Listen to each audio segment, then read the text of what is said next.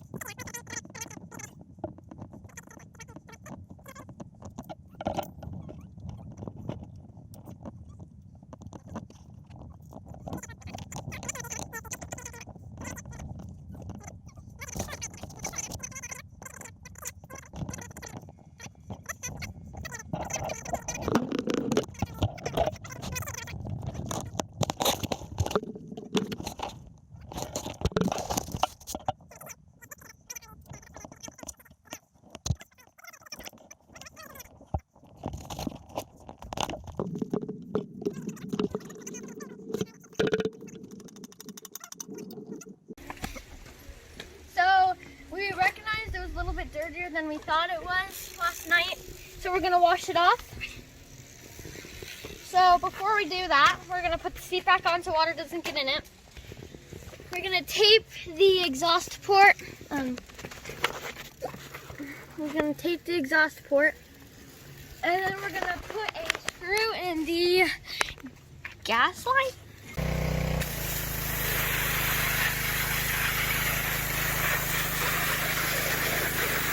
So we washed off the cylinder and around it and above it so dirt wouldn't get in.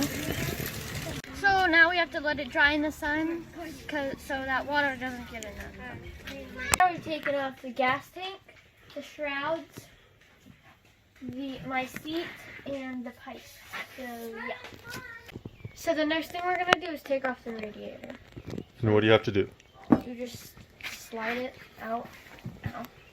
And there's two holes that come in here and here, and these things go in. And then this, and this, and this. Oh, yeah. And then you have to take this off.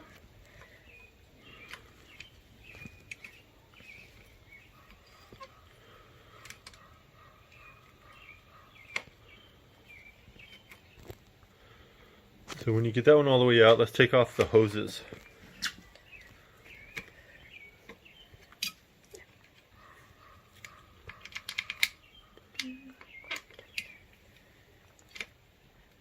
Is it this way? Oh, it's to the left. Okay, so I thought I was going to the right. Yep. Okay, got it. That's good. Okay. Okay. Let's take off the hoses. Nope, take off the hoses first. This? Nope, these two. This is the coolant hose.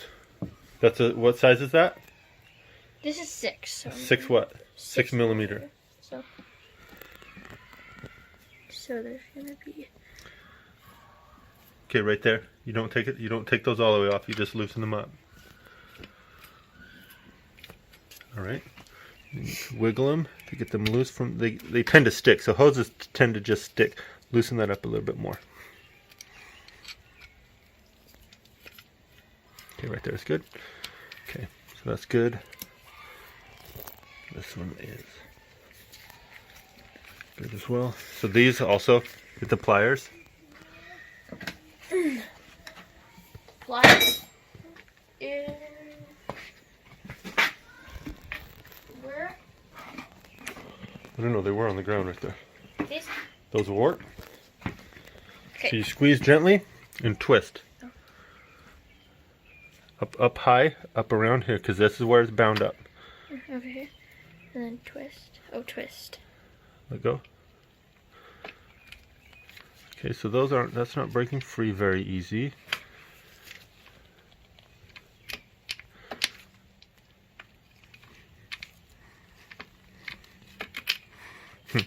Okay, let's get this one. Okay, that one broke free. That's technically all we need. So then we have to pull them off. It's probably tough.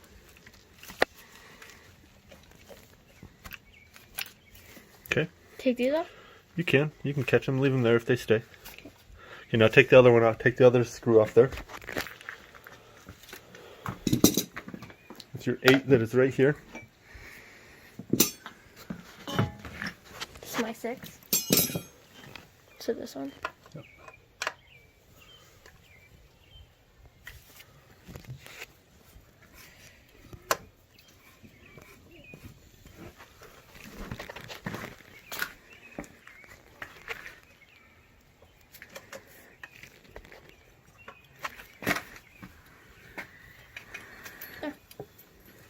Okay. So pull that hose out. Oh, the bottom one's in there too. Pull the bottom hose. Nope. Nope. The hose that's connected to the radiator, the bottom one. This? Nope. That. Okay. Now you just set that to the side. Just set it down. Lay it on to the side. Yep. Perfect. Okay, now we are ready to take the cylinder off. Okay. And in order to get the cylinder off, we're going to have to take the power valve off, which is on this side. Isla, so come over to this side. This guy right here. So there's 1, 2, 3 bolts. Okay. Wait, what am I taking off? What is it called? Power valve. Power. This is the power valve cover because we have to disconnect the power valve before we can take the cylinder off.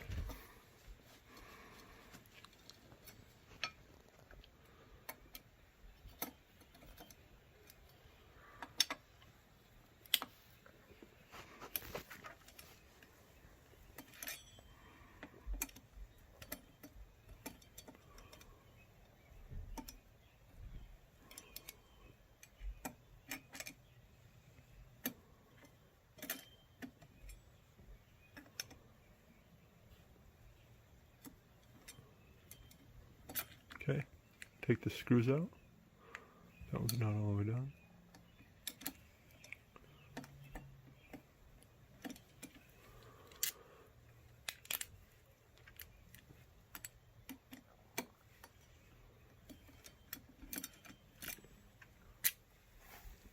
Gotta put them right here. Right there. Okay. Wiggle that cover off. Mm-hmm. Yeah. Ooh, and look at all the water that got into there. That's very good to know. So guys, so you know, this guy is not terribly waterproof. Ton of water came out of there, and you can tell there's actually corrosion now right in there. That's good to know.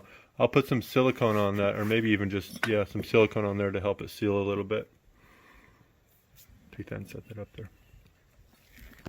So one thing that my dad told me to do is make sure to put my bolts into a container so I don't lose them. And here.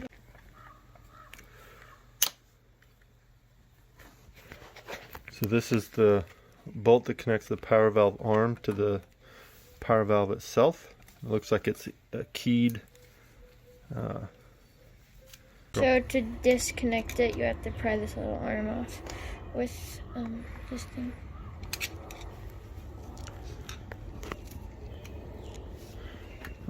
Stop. Go. Oh. And that just folds back like that.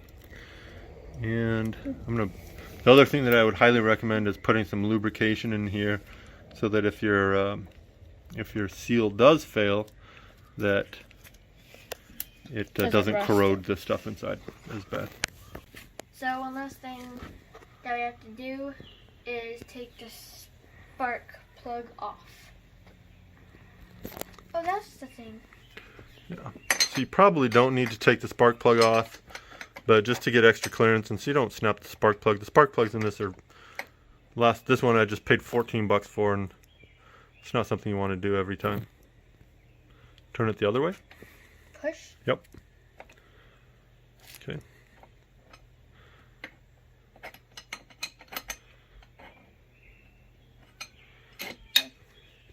Yeah, you can do that. Then go put that in the case.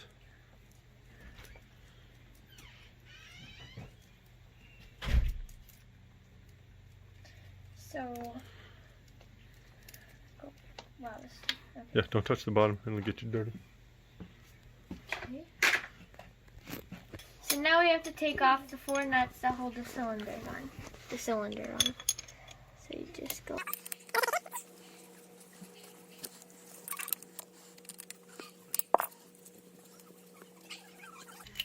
Okay, so now we have to go to this Don't set them on other the side. Don't set them on the ground.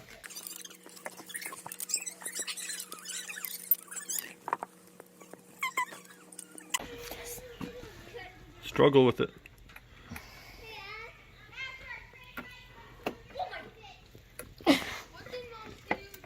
This is so hot. Hold on. This guy is offering you some resistance. Pull him out then. That guy, hold on, Isla, is taped down with that. Okay. Okay, so this guy is a reusable clip that you just, I think you lift, yep. Pull the tab up and that should come out. Right. So when we lift this up, come down here, the power valve cover is bumping into the frame, so it doesn't quite lift high enough to take that off. So we're going to use a little wrench here and pop this power valve cover off and see if we get.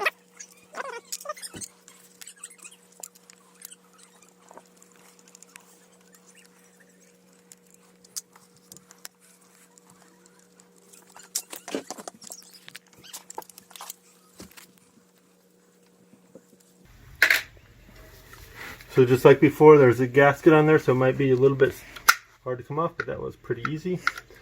And the gasket kit that I got came with a gasket, and this is why you clean the power valves, because they fill with oil. That is very filled with oil. So now we're going to lift this guy off.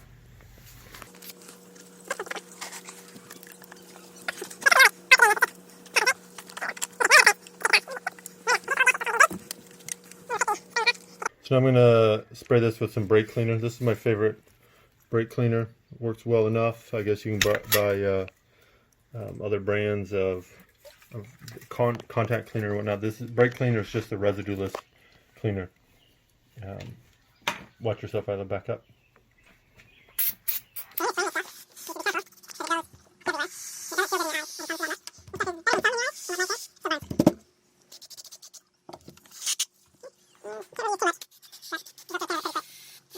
Okay, so this power valve is already sticking a little bit. If you notice, it doesn't drop down instantly. And I don't know exactly how you take this out, but I think you just take this bolt off here, and that frees up this to slide out, and then you can assemble it all back together. I'm not going to do that right now, because I think it works well enough.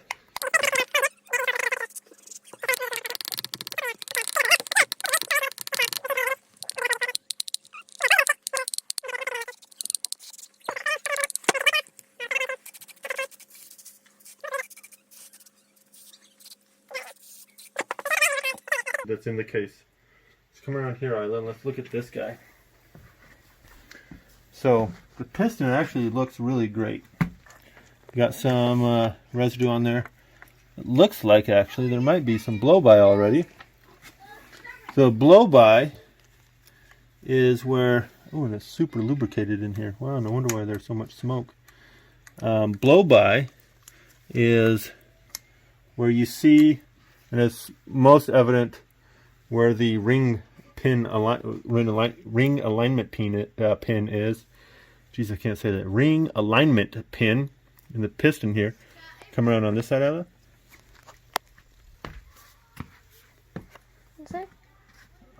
I just want you to get right below here on the piston, right where my finger is.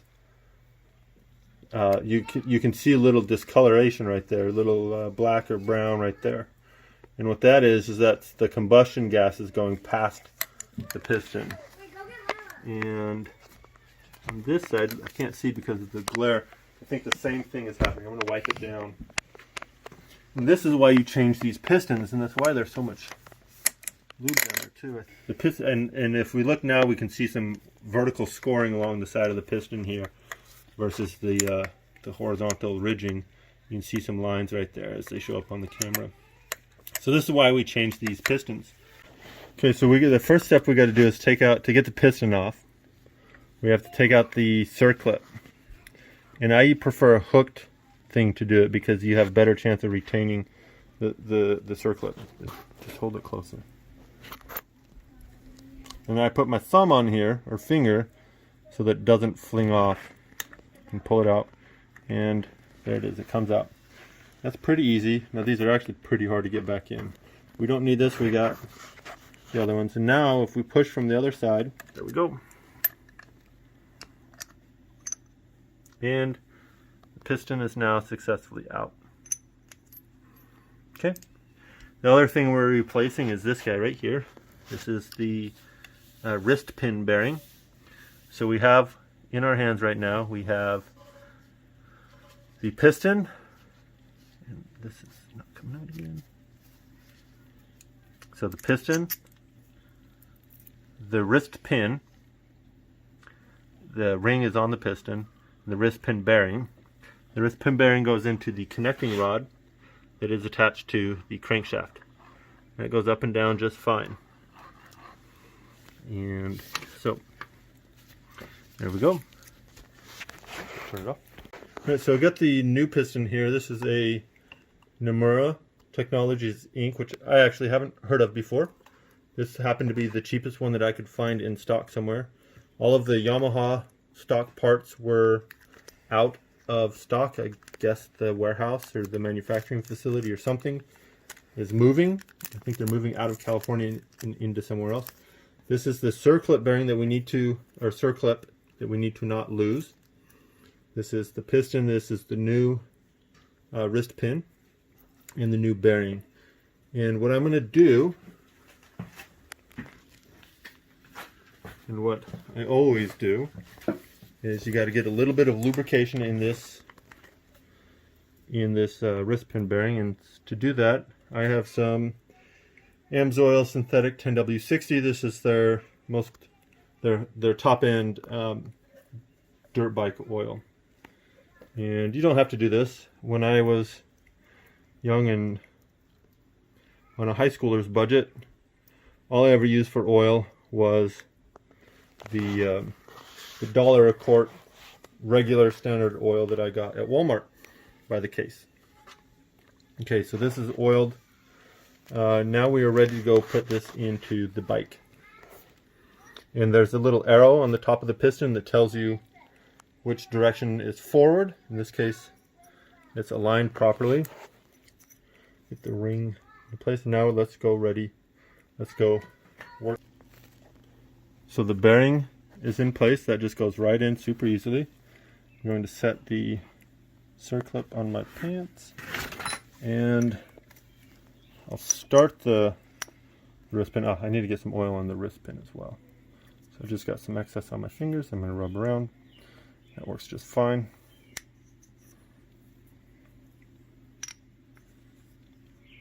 You gotta remember, in a two-stroke, there's not a lot of lubrication.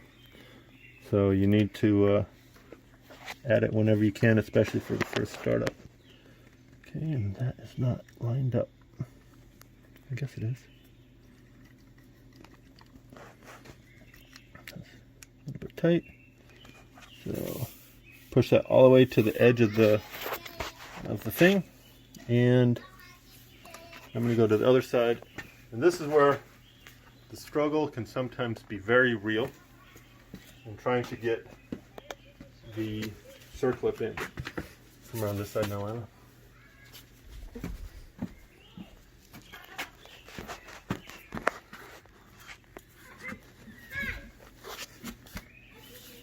So when you get this, I'm going to put the open end in first. It's been a long time since I've done this, so it's going to take me a struggle, and so you guys can watch that. It's always important to put your fingers over it and keep it smashed into place the whole time, because it's a spring and it will fly out. So let's see the best way to do this. I don't remember and that's exactly what you don't want to do. So guys, I did something very stupid. I dropped the circlip into the engine, and luckily I moved the thing around a little bit and it got caught on the rod. The alternative is that you would have to take the whole engine out and split the cases and retrieve it. Otherwise it would cause catastrophic engine failure and be very bad. Alright, so the thing I did that I should have done is cover this thing with something. Told you it's been a long time since I've done this. That is one of the things that you always learn first. Okay, so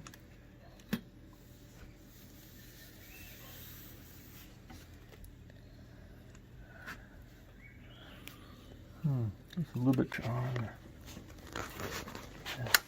and it's in. So just wanted to make sure now is that it's fully seated. And it looks like it's fully seated, so there's a groove position for it. You probably want to make sure there's not any burrs. Most of the parts I got from Rocky Mountain ATV. This is the gasket set.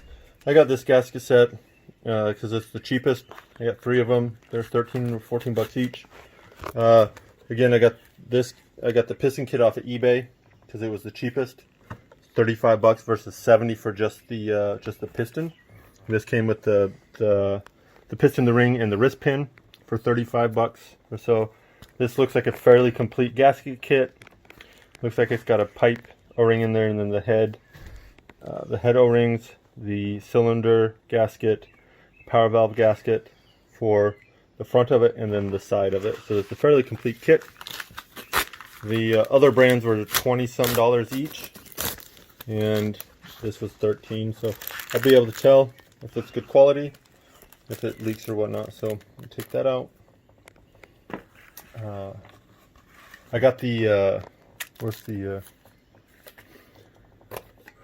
packaging? I got these guys from Rocky Mountain ATV as well. That's the wrist pin bearing.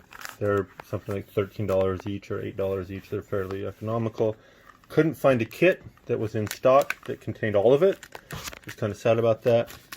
In the past, I actually don't have very good experience with Wiseco. I think Wiseco does have a kit, but literally every Wiseco piston I've ever used, they heat up, and the pin right there has fallen out. Ruined 3 cylinders from that, from all 3 Wiseco pistons that I've used. That was long time ago. Wiseco at the time was kind enough to repair the first cylinder that I did it on, but the other ones, I think I just bought a new cylinder because Wiseco took 2 months or so, which understandable.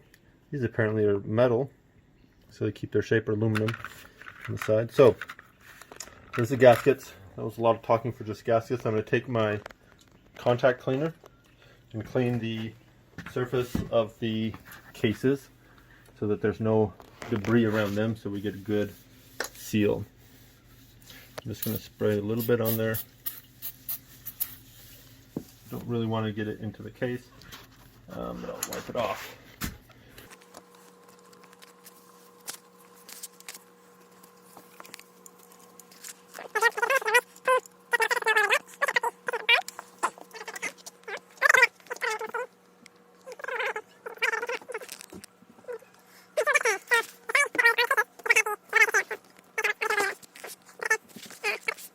Right, so the other thing I do is I coat the inside of the cylinder with just a little bit of oil, increase the lubrication. And then I'm going to do the same thing with the piston. So come over to the piston.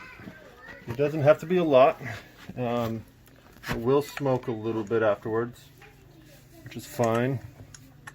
So just put a little bit of oil on that, and all the surfaces there. Lift it up a little bit. What I used to do actually is I'd even pour a little bit of oil down in here, but there's plenty of oil in there.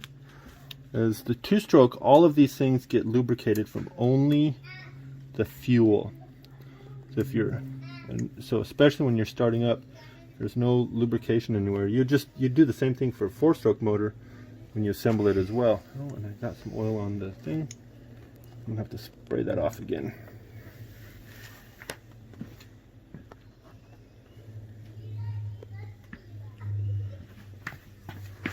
Did you stop it? Okay. So spray some contact cleaner on there.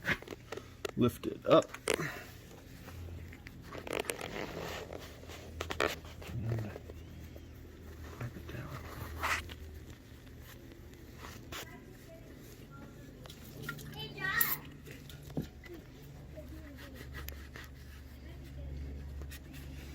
Okay. That's good. Now here's another hard part. So we have to get the cylinder on here. I'll move this side still. So we have to get the cylinder on here, and we have to get the ring pinched together and into the cylinder. So let's get the cylinder lined up, and I guess I'm going to start with the gasket on the case here so it doesn't fall off. So normally, what I used to do in the past, I used this substance called High-Tack from Napa. It was just very, very thin, kind of like rubber cement. That would keep your gaskets in place, but not squeeze out like silicone did, because silicone notoriously would squeeze out and cause you other problems. So now, I'll lift this guy up.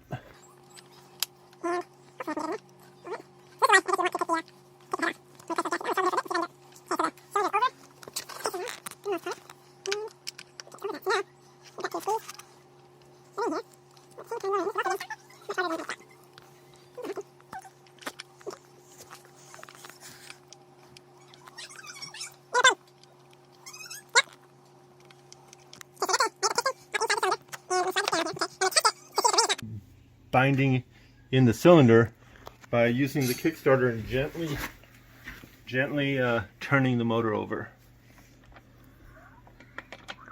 Okay, and it's going fine.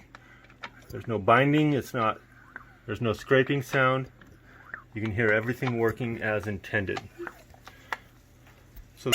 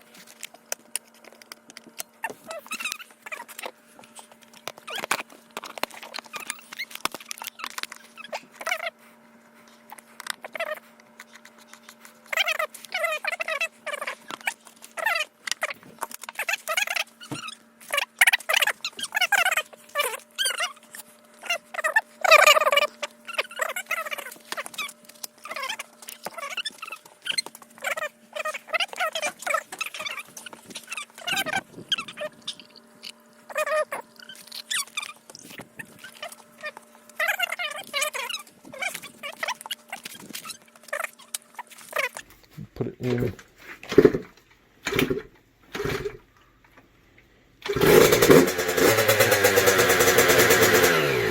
Not kill it. Start it up. Okay. Just don't rev it a lot. Did you see how much smoke came out?